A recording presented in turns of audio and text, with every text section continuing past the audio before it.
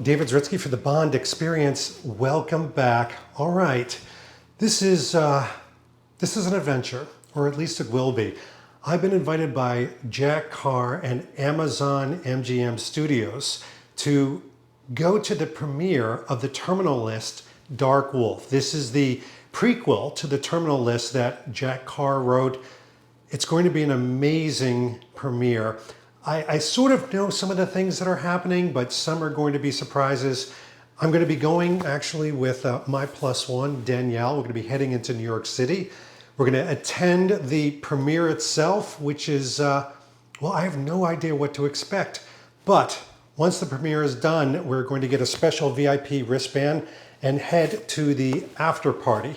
And again, no idea what to expect. This is one of the few videos I've done where there are surprises around every corner, but whatever it entails, I'm going to take you with me so you can see the premiere and celebrate with me, because Jack Carr is a friend of the Bond community. He's a friend of mine, and what do? Well, we support friends. So listen, I've got to finish getting dressed. Time's a wasting. Okay, we're on the train. We're heading to New York City to the red carpet premiere. You ready for this, hon? I hope so. And it's nice and cool in New York City, isn't it? It's like a blustery, nice, cool day. Blustery 107 degrees. Lava.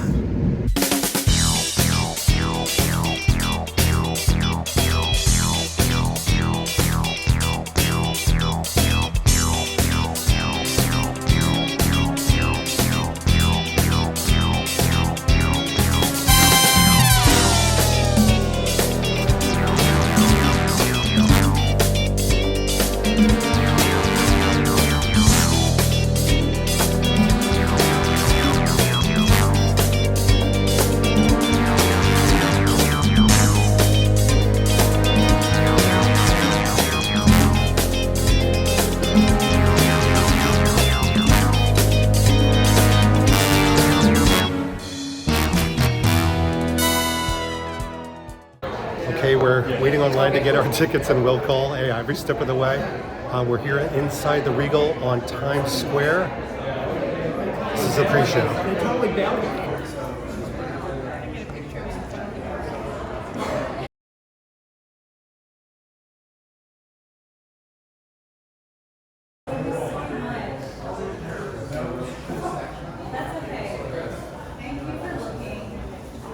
Okay, so show them what we have. We have our wrists.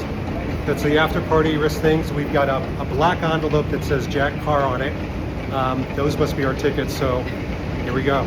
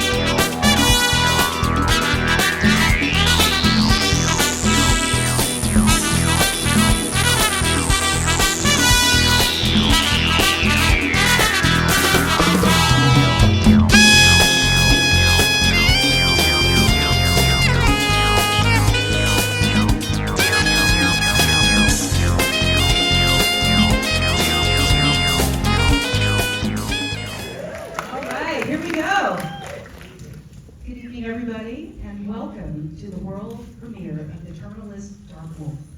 Yeah.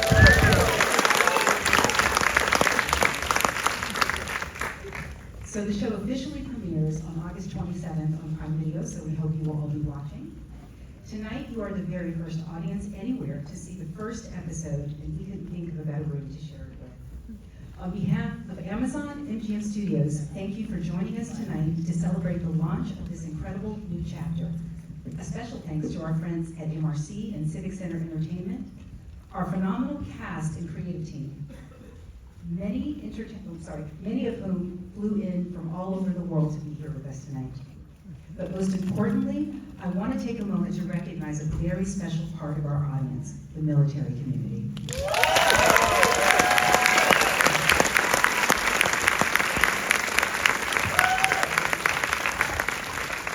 To the active duty service members joining us tonight from West Point, Fort Hamilton, and the U.S. Coast Guard, to our cherished World War II veterans, to the Gold Star and Blue Star families, and the caregivers who stand beside them, we are honored by your presence.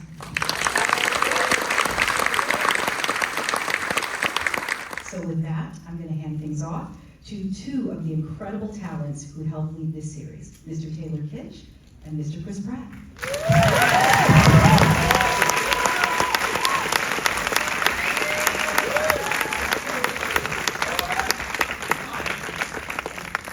Thank you, Odetta. That's the boss right there. That was our boss. Give it up for Odetta, our boss.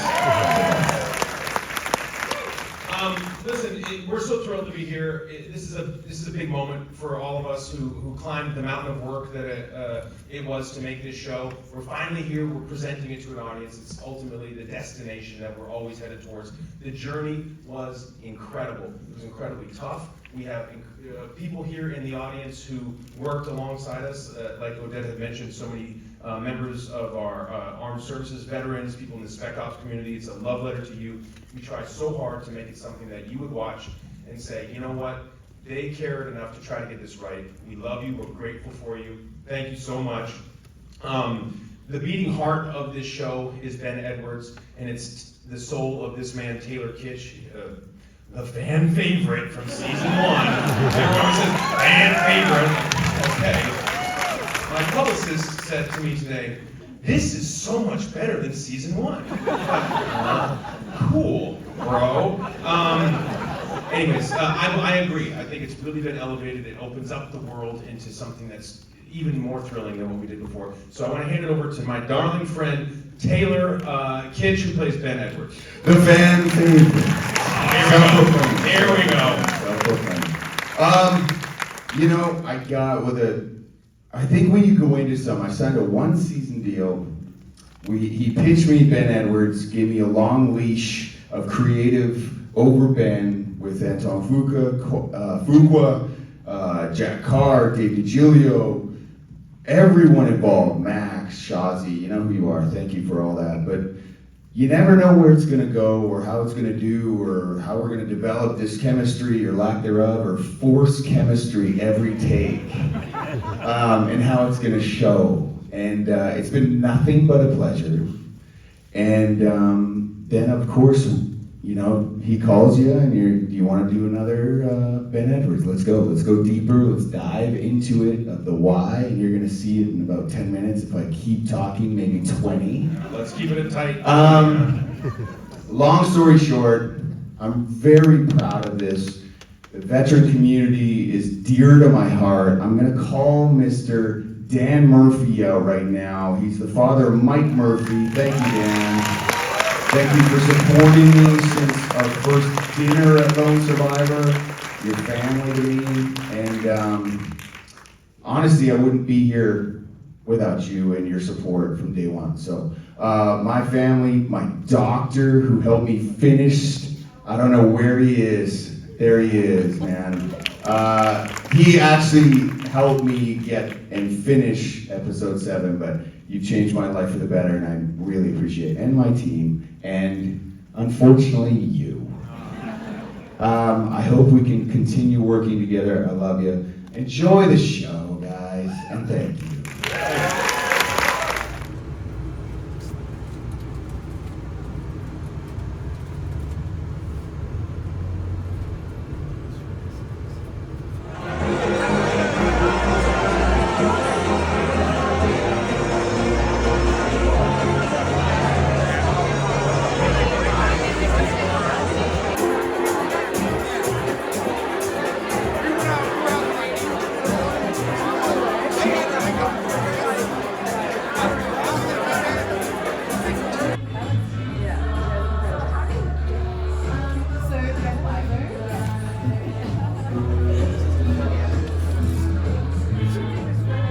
Okay, we got Jack Carr, who's getting his photo taken.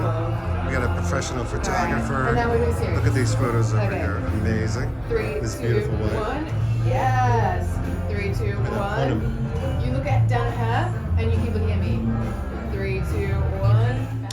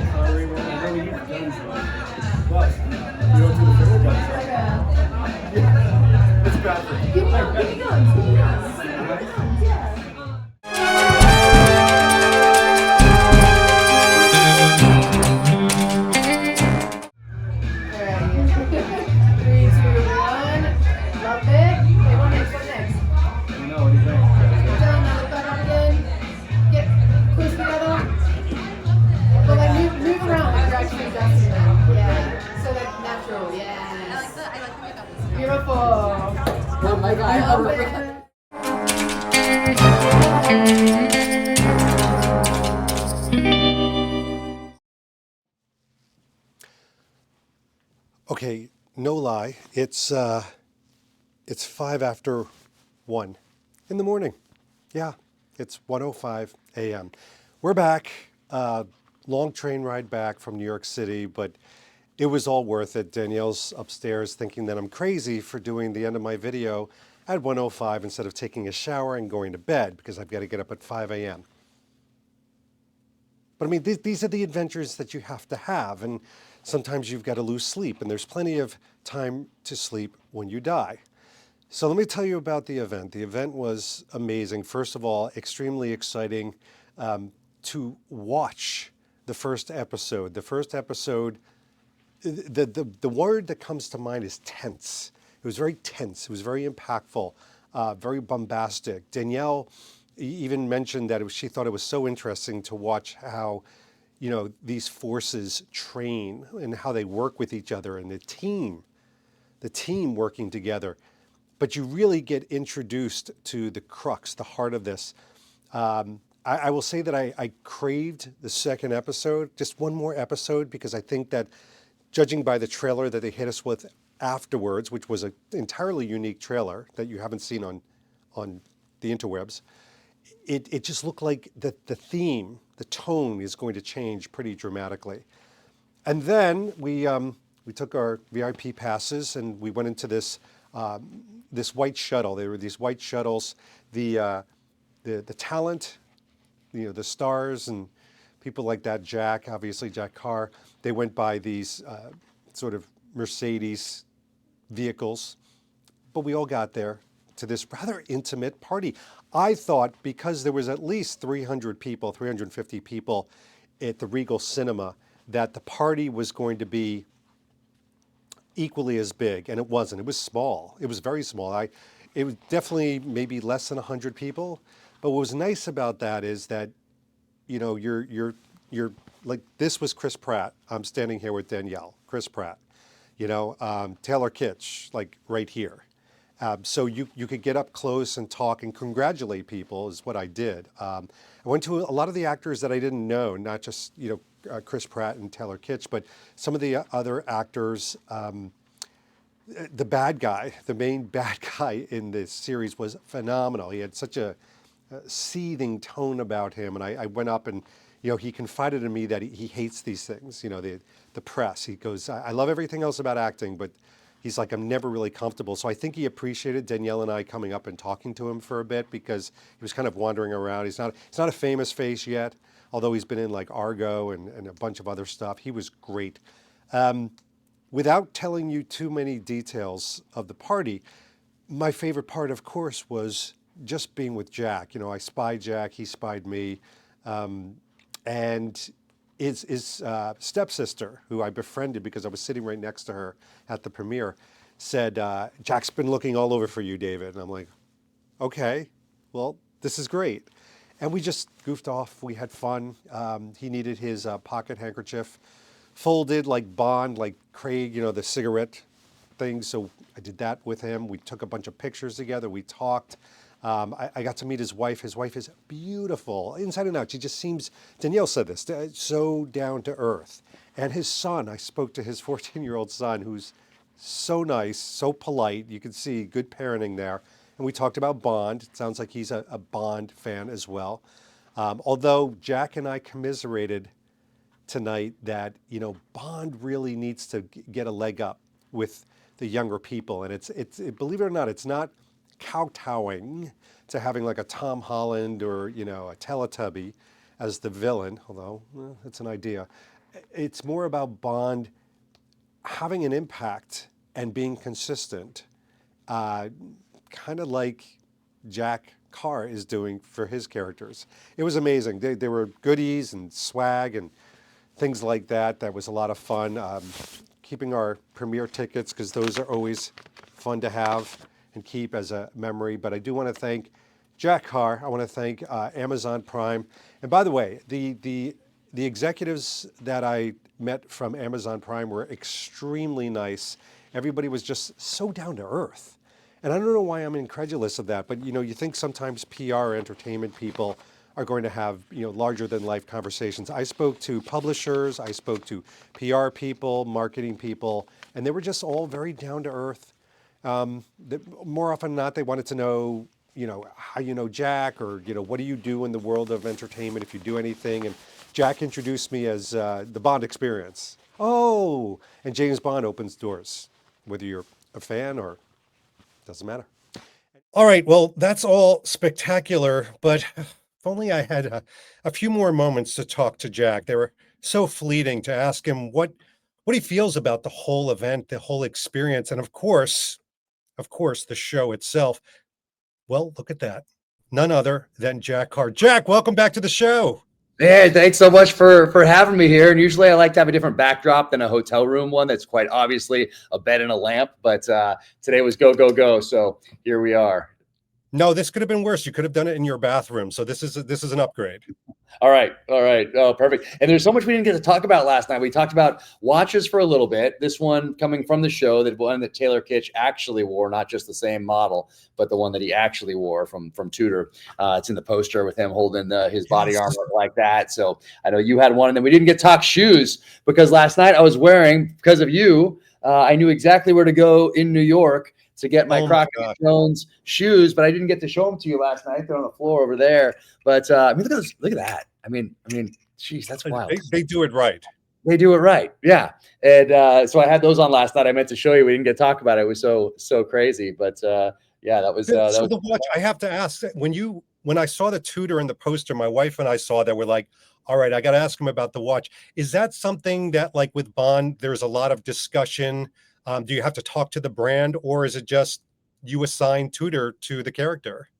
I assigned Tudor to the character, and I knew people at Tudor, so I knew who to reach out to ask if we could use it, or how that worked. I didn't know if they could just like loan them to us, or we had to buy them, or you give them back, or I just didn't know how that really worked, because we don't do sponsorships with the show. I think one snuck in first season that still bothers me to this day, because I didn't get to quash it first. But we don't really do the sponsorships. Maybe someday we will, when will really move the needle. But up to this point, it's all so natural, just like in the books. Some people think that, I wonder how much he gets paid to put that in the books. Yeah, I'll tell you, $0 is how much it costs, because it all has to inform the character, and that can be the stuff that James Reese uses. So meaning stuff that I use and trust, or it can inform the character of someone else who has a different level of experience and training, and therefore uses different tools. And sometimes it's meant to show that they don't have a requisite level of experience. So, but I can use gear to do all that. I can use weapons to do all that. What vehicle someone drives obviously says a lot about who they are.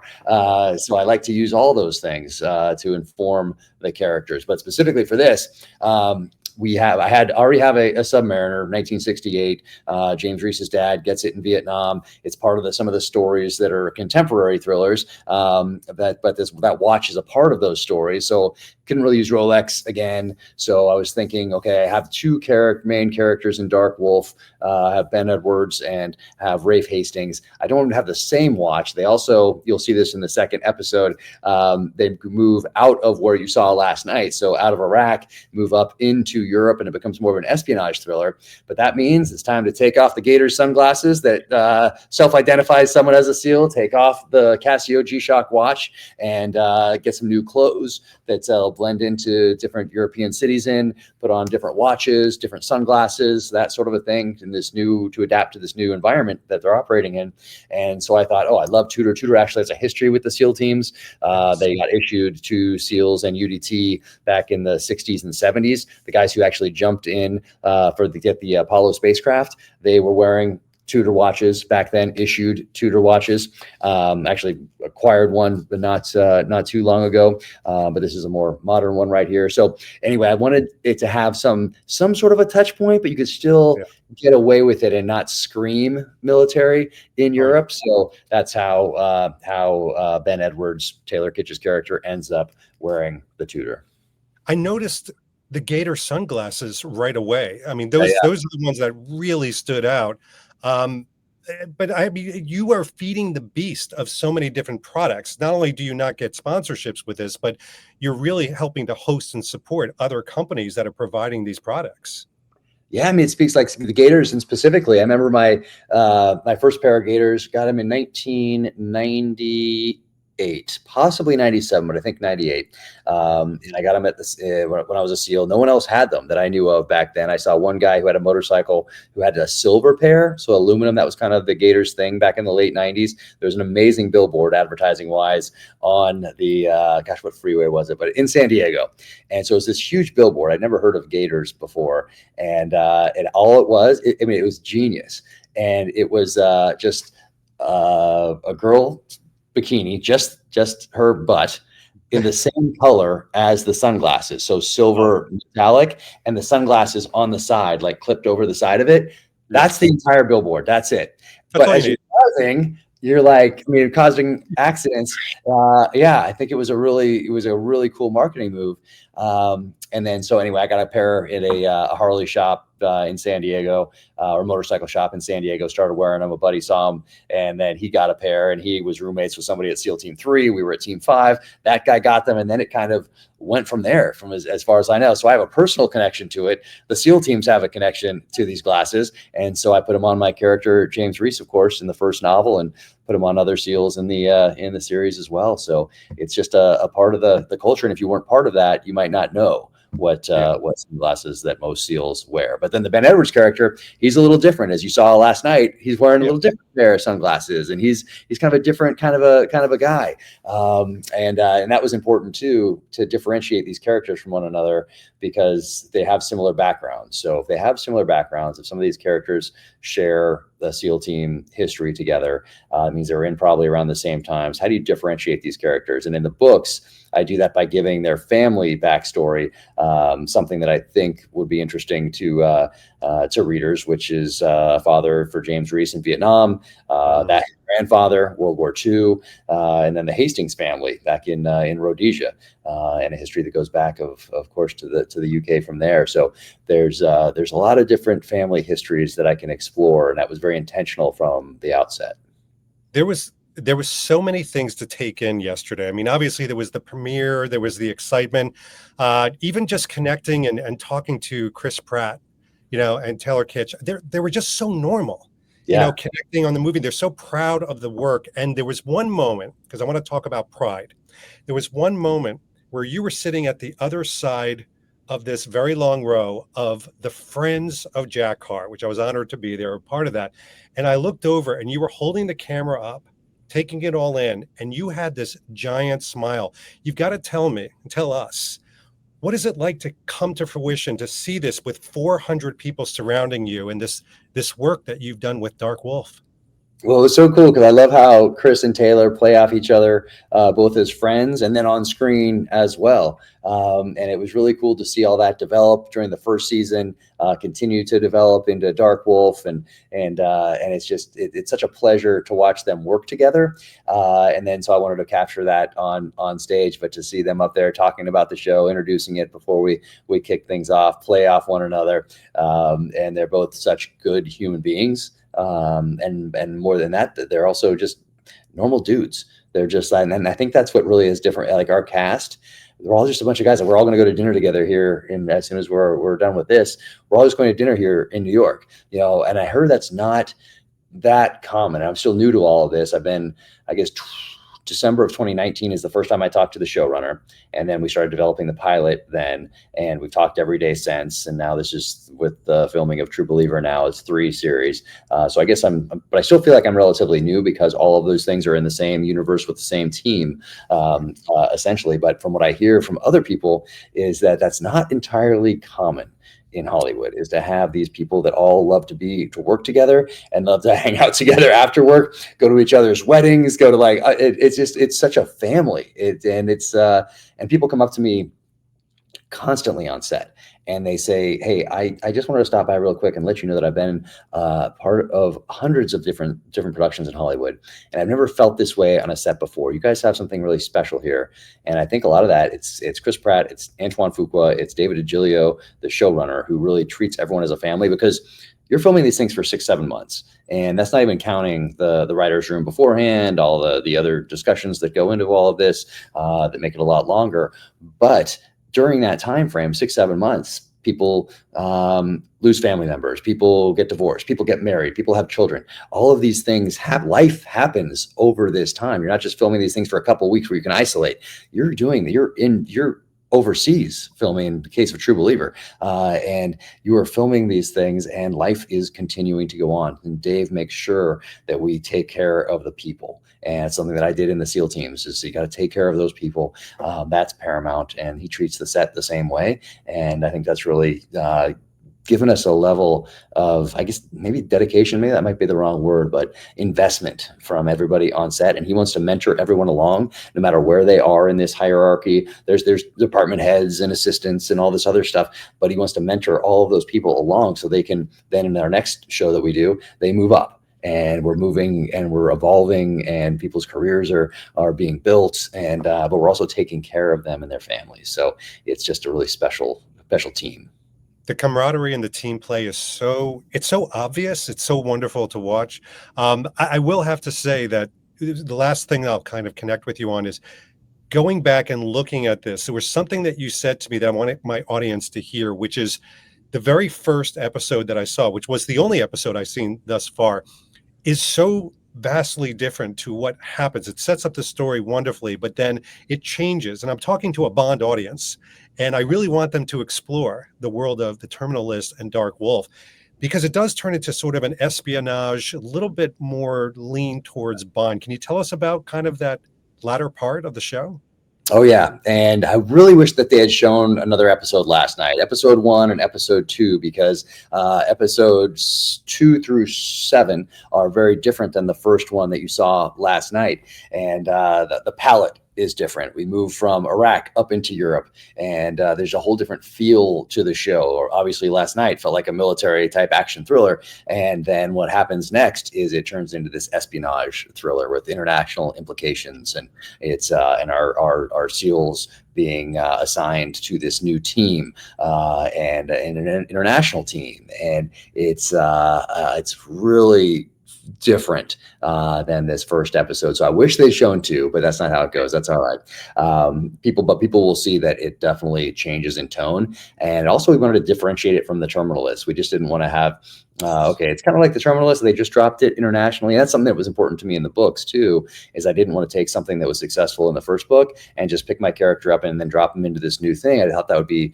disingenuous to a readership after the traumatic events of The Terminal List. So the theme of revenge without constraint for The Terminal List, my theme for the next book was really a redemption, and then I added violent redemption to that, and that was really the guiding theme of that novel. And my publisher took a risk on me because I did something vastly different than I think most publishers would have wanted, which is just, okay, do what you did before, but just do it a tiny bit different. Instead, I have James Reese going sailing across the Atlantic and then going into Africa and then finding his new purpose in Mozambique and applying these skills from the battlefield to this poaching problem before the CIA snatches him back up and drags him back into this world that he didn't know he was still a part of. He didn't know he was still a part of. So that's very different. So we want to do a similar type thing with this spinoff series, with this Dark Wolf series that focuses on the Ben Edwards character, and visually was a way to do that, was to pull this out of Iraq into Europe and really focus on the international espionage aspect of this. So that's what's coming next. I thought about I was going to ask you, do you want to get this code so you can watch everything at once? Because what I heard today when I asked about it is that if I do that and send it to you, you'll have your email cross the whole screen, like watermarked. So it's very distracting. So I'm like, I don't know if I want David to see it this way. I want him to see it how you're supposed to see it, without his email watermarked across the whole screen if you get it early. You know what? I want to wait. And I'll tell you why. This video will be released well in advance. So I know I'd have to wait to the 27th until the next one, but I'm willing to see it sort of unfiltered like that. I think that's a better way, because it's so annoying to have that watermark across the whole screen. It's distracting. It distracts from the story, I think. Let's do it the old-fashioned way. Sometimes the old ways are better. I like it. I saw what you did there. See what I did there? Jack, thank you so much for taking the time for this. Yeah, yeah, no, absolutely. There was so much fun last night. Thank you for taking the time to be there. It was so much fun to get to hang out a bit and take those photos, our movie poster Oh, photos. those things have now become famous. I, They look I gotta look. I haven't been online all day, so I Oh need my to look. gosh, it blew up. I posted a series of them and I said the new Amazon Buddy movie. I saw that you did Yeah. that, and I reposted it to my stories, and then I didn't get to follow up yet. So I'm gonna check that You'll out. get a kick out of it. Listen, we're so proud of you, my friend, and so happy for you. And we'll be following along the whole way. Truly. Thanks so much. Really appreciate it, and we'll get together again soon. Hopefully, Yes. with a guided tour of New York Bond destinations. Oh yes. Well, we're definitely doing that. That's not even a question. When you Nice. come up for air. Let's do it. Let's do All right, it. brother. Awesome. Take care. Thank you so much. Appreciate it. Take care. Anyway, I'm actually going to go take a shower now. Again, thank you so much. This was amazing. I hope you had some fun watching this, experiencing a little bit of it, and go see the Terminal List Dark Wolf. I think you're going to enjoy it. This has been David Zaritsky for the Bond Experience, in desperate need of sleep and a shower. Not in that order. I'll see you real soon. Take care. Thanks for watching the Bond Experience. If you like what you saw, why don't you subscribe to the channel by clicking this button right here. We'll keep you up on everything new that's happening in the world of Bond. And speaking of something new, here's something new just for you because we know you so well. Talk to you soon.